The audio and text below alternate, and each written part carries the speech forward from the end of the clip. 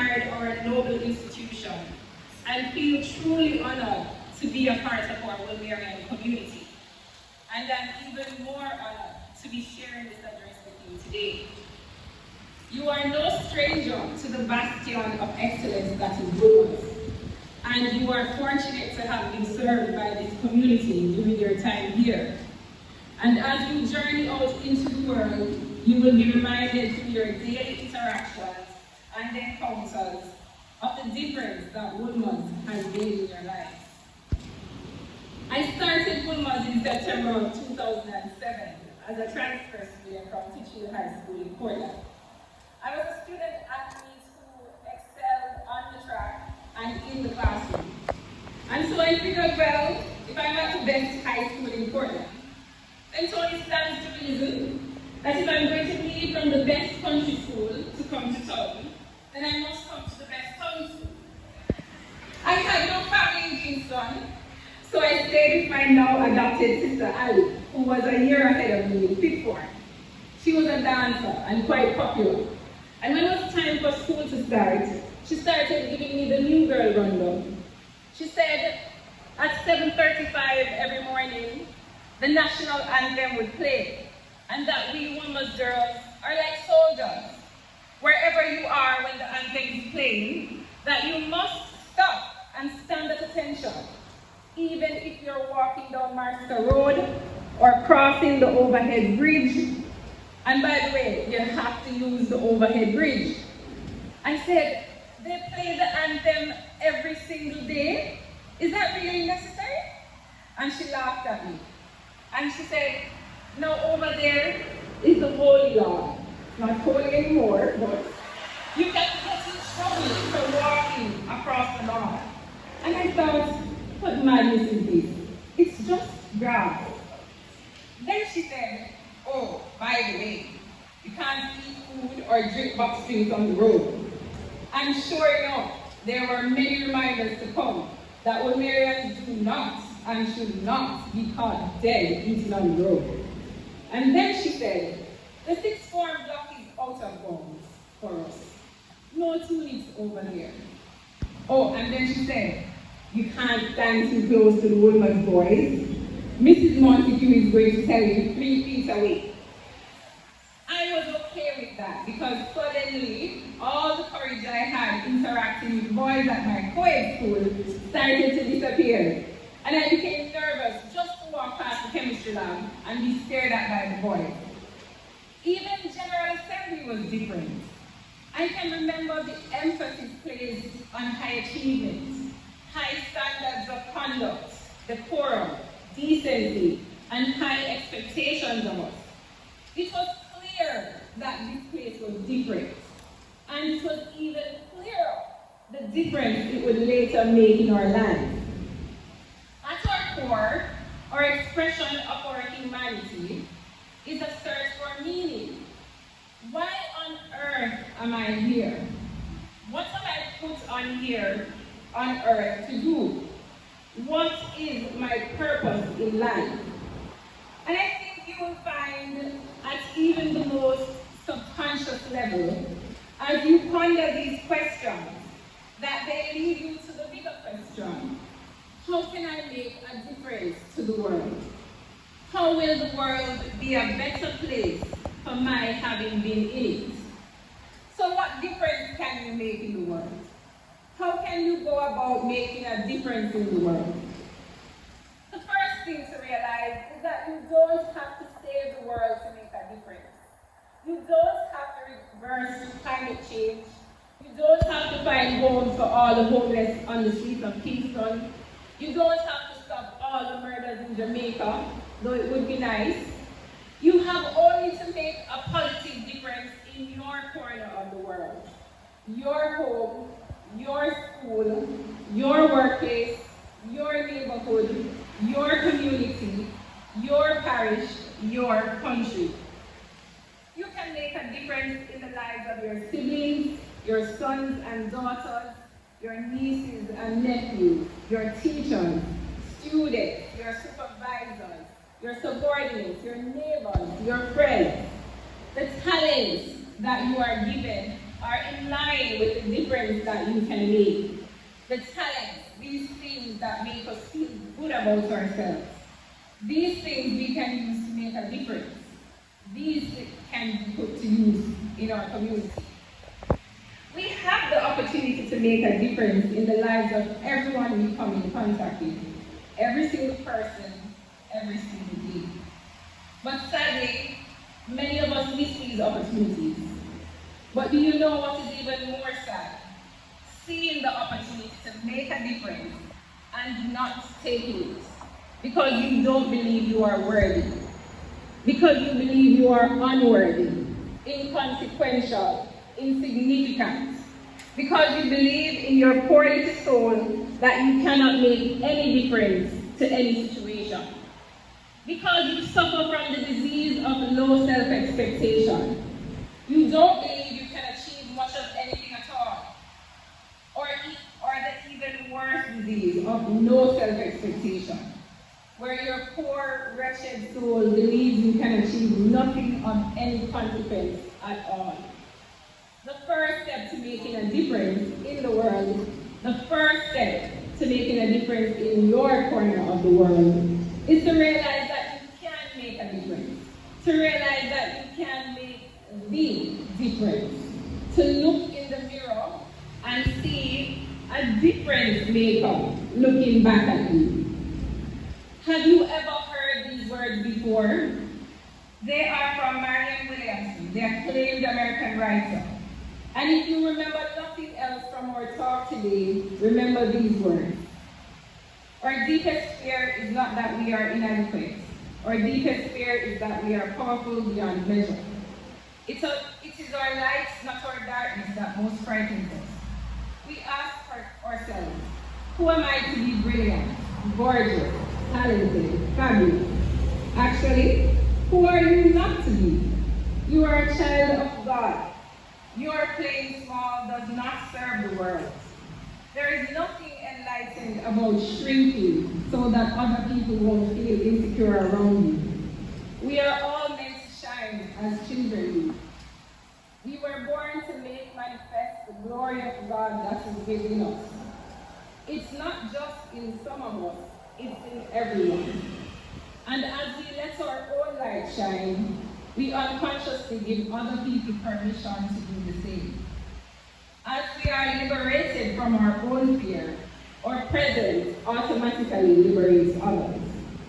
So the first step in our journey to making a difference in this life is to live it with a high self-expectation that we can make a difference in our corner of the world, by our words, our deeds, by the things we do, and the things we say. To live it with a sense of high self-expectation. So what's the next step? To understand that unless you first make a difference within, you cannot make a difference without. You cannot change your external environment unless you first change yourself. The second step follows naturally from the first. As you have higher expectations of yourself, you will change from the inside out.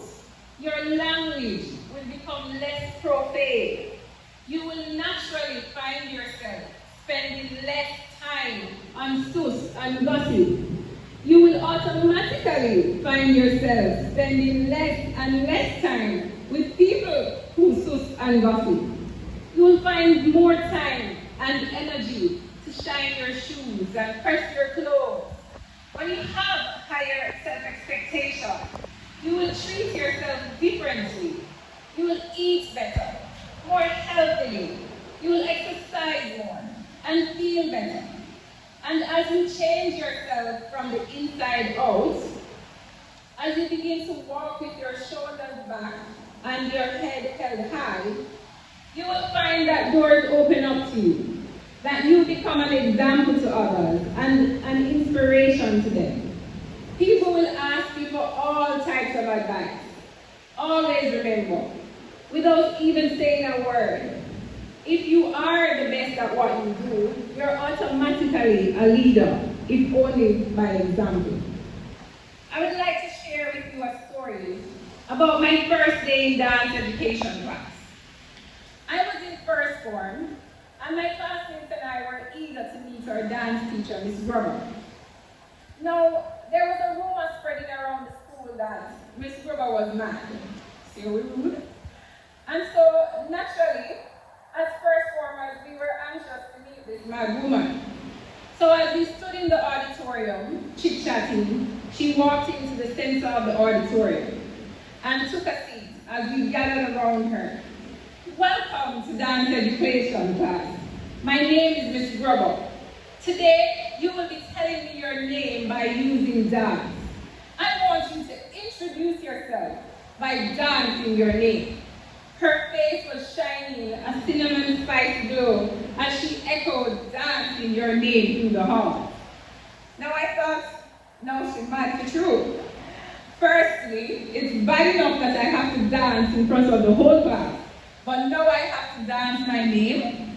No one volunteered to go first, so she started going down the form register in alphabetical order.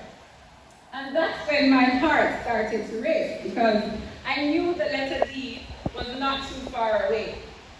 The first girl went up and did a sort of step routine with stamping and hand claps. I thought it was pretty advanced, but Miss Gruber was unmoved. The next girl came up and did the same moves. Miss Gruber said, boring, next. Now the third girl came and did the same step routine. Now at this point I was upset because clearly I was not invited to wherever they all learned this dance from. Now I had a few concerns. I definitely was not going to try and do those moves the other girls were doing. And secondly, Miss Gruber said to dance my name. So therefore, even if I did foolishness, it cannot be the same foolishness as everyone else's. And so I decided that I was going to risk it all and enjoy myself. So it was my turn. I stood there nervous, knowing that, well, it was about to go down. I gave them my best Christian trap girl, broke it down, wine with a little flair, to echoes of laughter and celebration in the auditorium. Miss Gruber stood up and shouted, brilliant! I know your name. I know who you are. She went on to say that the instruction was to dance your own name. Introduce yourselves in a dance. Show your personality. Yet so many girls came up and copied the same move from the girl before her. She requested that I demonstrated to the class once more how to dance my name. And as I got older, I realized that my dance teacher, Miss Gruber, wasn't mad. I realized that she was simply different, a creative, a woman of the arts, a one-woman Broadway show, and a teacher that simply wished to bring out the individuality that we each had within us. She was far from mad. She wanted us to know that each of us was special. And people often feel threatened by that type of boldness and confidence. I'm 100% sure that some of you have looked at your schoolmates, the one with a little extra theatrical and thought, perhaps, you know that girl is a writing in her head. It's unfortunately a thing we do to people who embrace their individuality. So the third step to making a difference is accountability. In order to make a difference, you must be accountable.